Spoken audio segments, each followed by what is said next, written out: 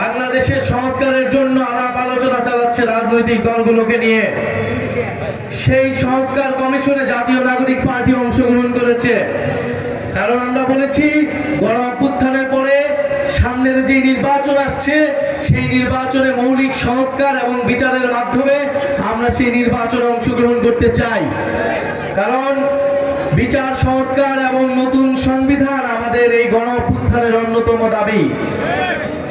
ফলে সংস্কারের মাধ্যমে পুরনো আইনগুলো পরিবর্তন করতে হবে এবং প্রকৃত গণতন্ত্র প্রতিষ্ঠা করতে হবে, যাতে বাংলাদেশে কখনোই আর নির্বাচন কমিশন দলীয়করণ না হয়, বাংলাদেশের পুলিশ দলীয়করণ না হয়, বাংলাদেশের প্রশাসন বিচার ব্যবস্থা দলীয়করণ না হয়।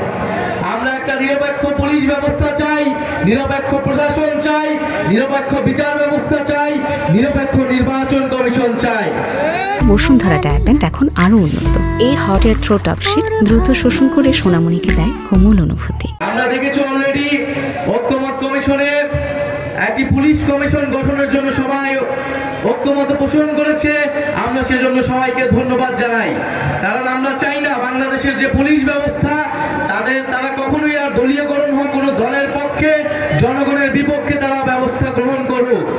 আমরা চাই পুলিশ জনগণের হয়ে উঠুক, প্রশাসন জনগণের হয়ে উঠুক, আদালত জনগণের হয়ে উঠুক। আমরা বলেছি সংস্কার প্রক্রিয়ায় আমাদের একটি উচ্চ কক্ষ প্রয়োজন। আমাদের জাতীয় সংসদটাকে দুই ভাগে ভাগ করতে হবে, ভোটের অনুপাতে উচ্চ কক্ষ নির্ধারণ করতে হবে, যাতে করে একটি জবাবদিহিমূলক ক্ষমতার ভারসাম্য আমরা নিশ্চিত করতে পারি।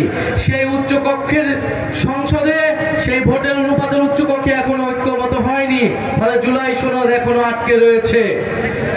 আমরা বলতে চাই জুলাই সনদের মাধ্যমে আমরা এই 5ই আগস্টকে সর্বদলীয়ভাবে সেলিব্রেট করতে চাই, উদযাপন করতে চাই। তাই যারা নিজেদের দলীয় স্বার্থে এখনো এই জুলাই সনদে ঐক্যমত হয়নি, তাদের প্রতি আমাদের সাদর আহ্বান থাকবে, জনগণের স্বার্থে, দেশের স্বার্থে আপনারা ঐক্যমত পোষণ করুন। কারণ সংস্কারের জন্যই, পরিবর্তিত বাংলাদেশের জন্যই মানুষ রাজপথে নেমে এসেছিল, মানুষ জীবন দিয়েছিল। জীবন দিয়েছিল আমার রিকশাওয়ালা ভাই, জীবন দিয়েছিল আমার গার্মেন্টসের ভাই, জীবন দিয়েছিল আমাদের পথশিশুরা, জীবন দিয়েছিল আমাদের বোনেরা, জীবন দিয়েছিল শত শত ছাত্র তরুণেরা।